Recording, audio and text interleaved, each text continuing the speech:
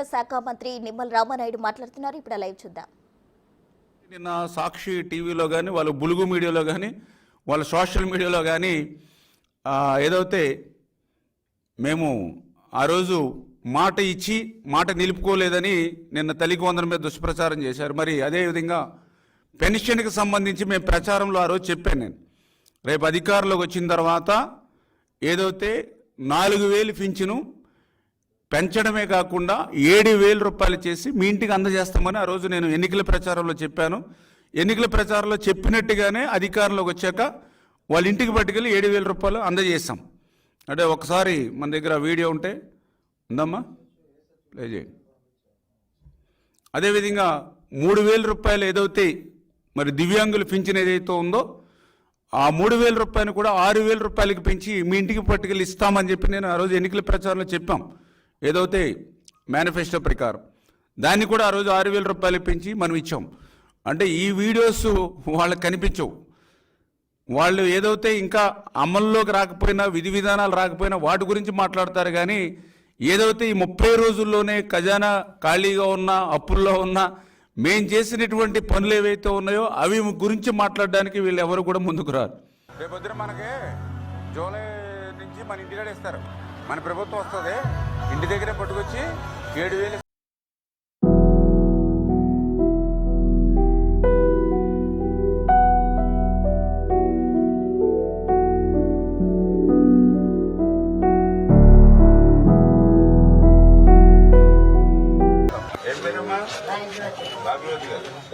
మే నెలలో 1,000 రూపాయలు, జూన్ నెలలో 1,000 రూపాయలు, అంటే 3,000 ప్లస్ ఇప్పుడు ఈ నెల వచ్చి 4,000 7,000 రూపాయలు.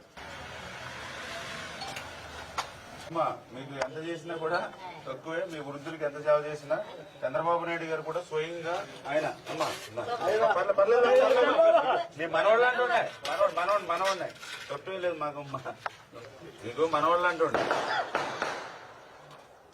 ఓకే, ఇప్పుడే చూశారు ఏదైతే ఆ రోజు ఎన్నికల ప్రచారంలో, అంటే ఎన్నికలకు ముందు మేము ప్రచారంలో 4,000 ప్లస్ 3,000 7,000 ఇంటికి పట్టుకొచ్చిస్తానని ఆ రోజు చెప్పాం. చంద్రబాబు నాయుడు గారు పవన్ కళ్యాణ్ గారు ఏదైతే హామీ ఇచ్చారో హామీని నేను ప్రచారం చేశాం. దాని ప్రకారం అధికారంలోకి వచ్చిన తర్వాత ఆ 7,000 రూపాయలు ఇంటికి పట్టుకెళ్ళిచ్చి మళ్ళీ అవి కూడా వాళ్ళు కాళ్ళు కడిగి గౌరవంగా, ఎందుకంటే మేము ఆ ఇచ్చేటువంటిది కూడా ఏదో సాయంగా కాకుండా అది మా బాధ్యతగా మేము ఆ రోజు వాళ్ళ ఇంటికి అందజేస్తాం. మరి దీని గురించి ఆ పేరుని అమ్మటి ఈ వీడియో వేసి చూపించవచ్చుగా. ఏదైతే అన్న మాట ప్రకారం వాళ్ళ ఇంటింటికి వెళ్ళి 7,000 రూపాయలు అందజేశారని చెప్పొచ్చుగా. అదేవిధంగా 3,000 రూపాయలు ఉన్నటువంటి దివ్యాంగులు పింఛని ఆ రోజు 6,000 రూపాయలు చేసి ఇంటికే పట్టుకొచ్చిస్తానని చెప్పాం. అన్నమాట ప్రకారం చేశాం. ఒకసారి అది కూడా వీడియో ఉంటే బిడ్డ. మరి అమ్మా బాగున్నావా? ఏం పేరు నీ పేరు? మురళీకృష్ణ. నా కోసం చూస్తావున్నా ఎదురు తమ్ముడు. ఓకే, నీ కోసమని బాధ్యతగా నేనే పట్టుకొచ్చి ఇస్తాను ఫస్ట్ పింఛన్. ఓకేనా మీ ఇంటికి?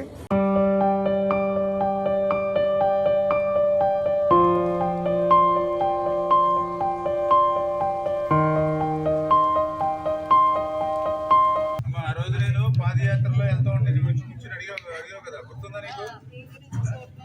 నీ వీడియోలో కూడా చూసాం. ఆ రోజు నేను ఇక్కడే మెట్ల మీద ఉండి చెప్పాను పింఛన్ ఎంత వస్తుందంటే 3,000 అని చెప్పాను. మళ్ళీ నెక్స్ట్ మేము వచ్చిన తర్వాత 6,000 రూపాయలు ఇస్తానని చెప్పాను. ఎంత అని చెప్పాను ఆ రోజు? 6,000 చెప్పాను కదా. మళ్ళీ అధికారులకు వచ్చాం వెంటనే మళ్ళీ ఇప్పుడు 6,000 పట్టుకుని వస్తున్నాం. మీకు